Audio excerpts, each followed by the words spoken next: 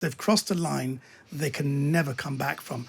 And now they're saying this, the whole of Iran is saying, we are Baluchis, we are Baha'is, we are Kurds, we are all one.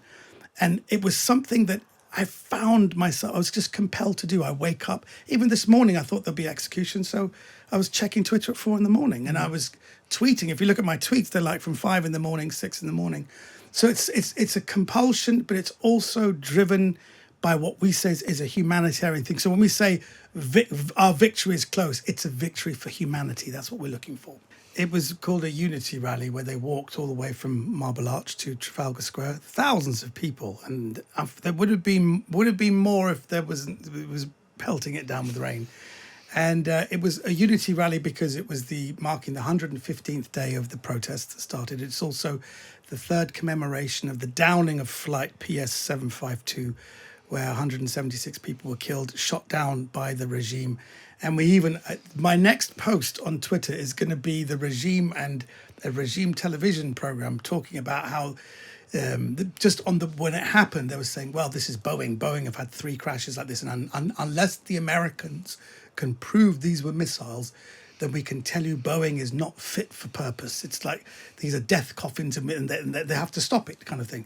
So it was that, and it was wonderful because there were different factions coming together, and they all seemed to be very united to support the women and girls of Iran, who are doing, I think, the most extraordinary thing on the planet right now. They're trying to change the axis of the world. They believe that they're bringing down the patriarchy everywhere. So I believe the women who shout for them here are shouting for themselves. They're shouting against the patriarchy. And that's why the men are standing with them, because they understand the patriarchy hurts us all. And it's interesting, it's the men who are being executed, and it's the men who are suffering in prison. There were 2 executions very recently, weren't there? Unfortunately, there could be 2 more very imminently as well. So they seem to be targeting the youngest, the fittest, the athletes, the people who are charismatic, the people who are future leaders of a future uprising, to try and kill a momentum. They're literally trying to wipe out the future of Iran. They're grabbing the most beautiful girls, raping them in prison. It's an awful situation. They're saying, if we do this to your brightest and our bests, if we're doing this to the brightest and the best, then all of you rank and file Iranians, don't you dare protest, because this is what will happen to you. So you can get a crowd of protesters on a pretty grotty afternoon in London to come out and about and shout and be supportive. What are Western governments doing to challenge this diabolical regime? Well, a lot of governments are sending what's called political sponsorship. So people who have been sentenced to death have been getting political sponsorship from people from Belgium, from Austria, from Germany, who, when you have political sponsorship, it means that at least there must be some due process, because a lot of these sham trials, they're not given a lawyer. So, for example, it started with a rapper called Tumaj Salehi, who is basically our Tupac Shakur. A lot of people will say, no, he's not, but actually he kind of is. And he's had political sponsorship in Germany, which has stopped him being executed, and they're now demanding a lawyer and demanding that at least this is reviewed on an international scale, so there's some kind of due process. There are also, governments are calling the IRGC, which is the military wing of the regime, they're calling them out and labeling them as a terrorist organization. They are expelling diplomats, they're closing down embassies, and they're freezing the assets, as we did with the Russians. And now that Iranians feel that the Russians are being supported by the Iranians, why don't we see the same with the Islamic Republic of Iran? So that's the kind of political action that's happening to isolate Iran and to humiliate Iran, the government of Iran, on an international scale. Do you, and have you ever had any comeback personally?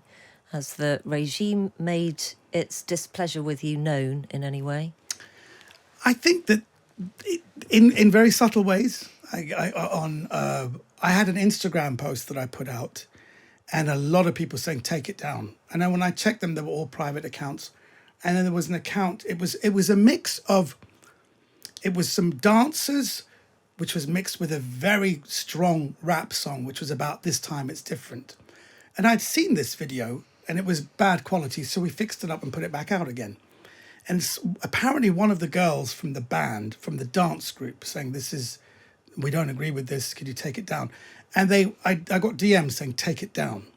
So that's no way to speak to someone who supposedly is a fellow artist. Whenever I've had a problem with a fellow artist, they say, "Hi, this is me," and they'd explain something. You don't just say, "Take it down." So I thought this was suspicious. And then many people started saying, "Take it down." And then it was removed by Instagram. And on Twitter, my Twitter was locked until I took this down. And then we looked into it, and it was those accounts that were speaking to me were hacked. So this was the regime saying, this video is too powerful, it has to go. And we're seeing this all over Instagram, all over Twitter. If there is, the cyber army of the Islamic regime is pretty huge. And they just make sure these things come down. So there's been nothing direct, but indirect things like that, yes. You didn't have to do this, did you? No. So why have you? You know, you're British, you live here, Yeah. you're a highly successful British actor, comedian, known for all sorts of things. You didn't need to do this. No, I don't. And none of us have to do it. And if you look at anyone else who's doing it, Iranians living here, I even see people who are, there's an amazing comedian called Chelsea Hart, who is an American living in Britain. She's doing everything she can. She's amazing. I don't want to misgender her. Apparently she's a they, them. Okay. And people say, don't misgender that person. I say, it's all right. He doesn't mind. Which will get me into trouble. But she's a friend. Well, they are a friend. And they have given their whole social media to this because they believe it's a humanitarian crisis. It's not just an Iranian problem. I've lived with this for about 43 years. I come from a persecuted minority. The Baha'is have been targeted, have been persecuted. And so I've lived with this all my life. And what's happened is whenever Baha'is were persecuted, Iranians would say, well, they're Baha'is, they're not us. And now they've crossed that line. They're now killing, they're maiming and raping and executing normal Iranians. They've crossed a line they can never come back from. And now they're saying, the whole of Iran is saying, we are Baluchis, we are Baha'is, we are Kurds, we are all one. And it was something that I found myself, I was just compelled to do. I wake up, even this morning I thought there'd be execution, so I was checking Twitter at 4 a.m. and I was tweeting. If you look at my tweets, they're like from 5 a.m, 6 a.m. So it's a compulsion, but it's also driven by what we say is a humanitarian thing. So when we say our victory is close, it's a victory for humanity. That's what we're looking for. We need to talk about your podcast, Yes. though. It's all about the dangers of a sensory flush, really. That's the episode said. that we listened to. Would you like to explain the conceit of it? I believe this is the podcast that everybody's been waiting for. Because of all art forms, the most simple art form is storytelling. I know as a stand-up comedian, everything's stripped away. It's me and a mic, and it's the most pure art form there is. And storytelling is something, not everyone can do it. Yeah. Now, and if you look at fake news and if you look at alternative facts, these things happen by people not listening. So there's one thing to be a good storyteller. You also have to be a good listener. That's why they say in relationships, it's good to mirror things. When people say, I'm upset with you because why? And they say, and you have to mirror it back. What am I upset with? You're upset because I didn't put the dishes away. Okay, and I'm also upset. So mirroring back is very good. This is a podcast where someone tells a story and then they tell a story to some person, then tells a story to someone else, then tells a story to someone else, tells a story to someone else, and then they come back and tell the original person the story. And the way within a few minutes, as you saw in my trailer, the first episode is my story, and I talk about my uncle Ezzat, and by the third person it goes, his name is Dave. I thought that was the most interesting bit about it, Yeah, really. and that's Kai Samra. Kai Samra is a comedian. I picked him because I thought he was sane. I thought he was brilliant. Everything seems to break down with Kai Samra. So whenever it got to him, somehow, maybe he's not a good listener. And we have two kinds of comedians as well. You've got the comedians who listen and look at funny people and try and become funny. Or someone like Kai, who is genuinely funny and who's a little bit insane as well. So you see how it's about the evolution of storytelling. Yeah. And it's about how we have to listen to a story to be able to then tell it properly back. And you know, with storytelling legacies and with word of mouth being passed on, it's very important to speak properly and listen properly. So both Jane and I have listened to that episode featuring your uncle. Shall we just very, very briefly, like in under a minute, try and retell the story? Well, it's Uncle Ezzat, who was short. I remember that because, frankly, I'm short. And not that prepossessing physically, but like the ladies, was at a family wedding. You were with him in the overflow car because you couldn't get into the main car to the family wedding. He it was the early 90s. The sensory flush had just come into toilet. Yes, very sensitive. The sensory flush is the bit that I remember out of all of it, because it's that thing where you just kind of waft your hand in front of it and it starts to flush, which takes a lot of people by surprise. The early models were like, you'd be 5 foot away, just kind of yawning, and they would go really fast. Yeah. So your uncle wants to wash his dentures at the wedding. So he washes his dentures, he dries them under the dryer. Which doesn't work properly. So he wanders towards the toilet. I can't remember exactly why, but because it's got that vicious sensory stop flush, you now. the dentures go down the toilet, and that's the story, isn't it? Yeah, it's kind of the story, but as you can tell, I'm already outraged by your retelling So of what that story. have we got wrong? Well, that's why you have to listen to the podcast. Well, we have. It's called Please Tell Me a Story, by the way. But that's the beauty of it. So telling a story... you realise, actually, I have to tell stories to my kids. If they like a story, they say, tell me again. And just by telling them the same story and in the same way, that's when they get it. But actually, embellishment comes up, false things comes up. Yeah. So it's very important to keep the story pure. But it got worse, the story. It got scatological, didn't it? Yes, and it got filthy as well somewhere along the line. I don't know how that happened. But anyway, but I just think it's a great podcast and it's a really interesting. And Whose idea was it? Well, it was a bunch of us came together. I've always wanted to do a podcast. I did do one podcast that was sports, but there were so many sports podcasts. But I thought this one would be, from an artistic point of view, it was something different. It was different. It's comedy, and it's also making a point. I think the evolution of storytelling is very important. Well, as you say, we used to sit around fires, didn't we? Yes. Chatting to each other. Yes. Now people just gawp at their phones. Yes. Multi-screening. What's happened to us? And storytelling is that, do you know what? I love stories so much. If I go and see a film and I'm not engaged by the story in the first 10 minutes, I leave. Do you? What was the last movie you walked out of? Or could you not really say, in case it might be from a film company the last film I saw was the Whitney Houston biopic. And there's a great trick because there's a name. The film has a name.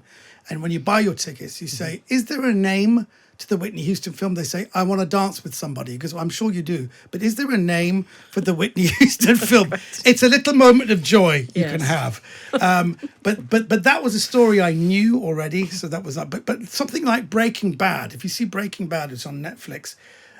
I love it. The story hooked me after about half an hour, but it starts off in an arty way. It starts off with a pair of trousers in the air.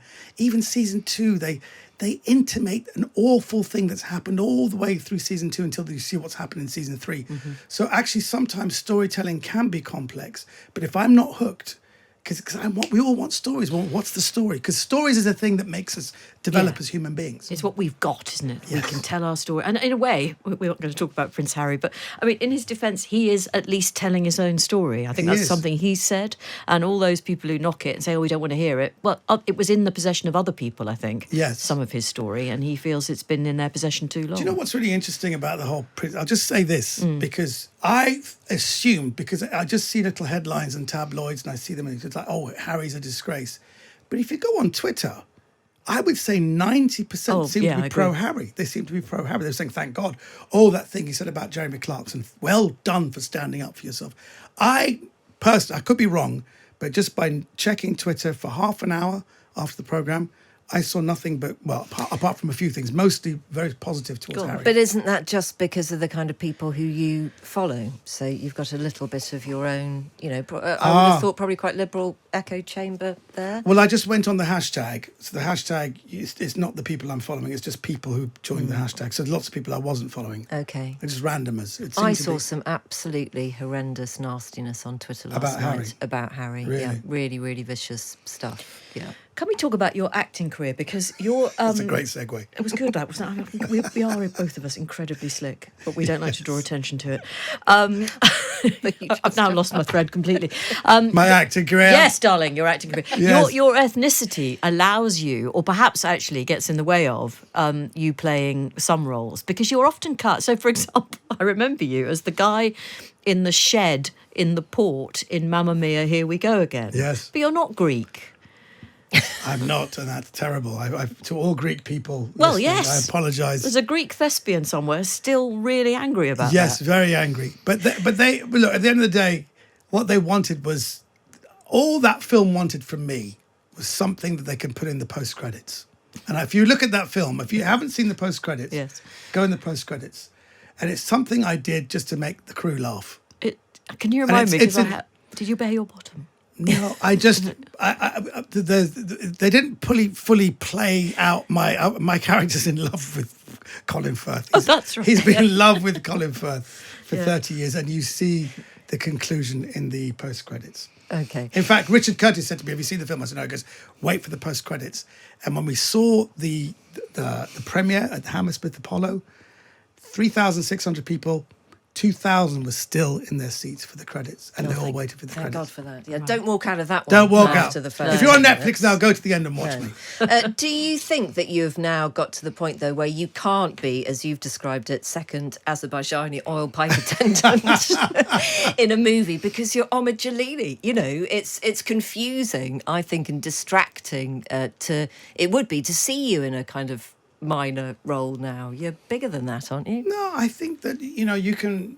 The comics do... Some comics are really good actors. Robin Williams was actually, I would say, a better actor than he was a stand-up. He was a good stand-up comedian, but he was a better actor. And I think that there's a discipline to what we do. And it actually does make a difference that we respect words and we respect thoughts and we really try and do our best. So I think whenever I've seen big people do roles, I sometimes believe them. And I think that, I want you to believe me.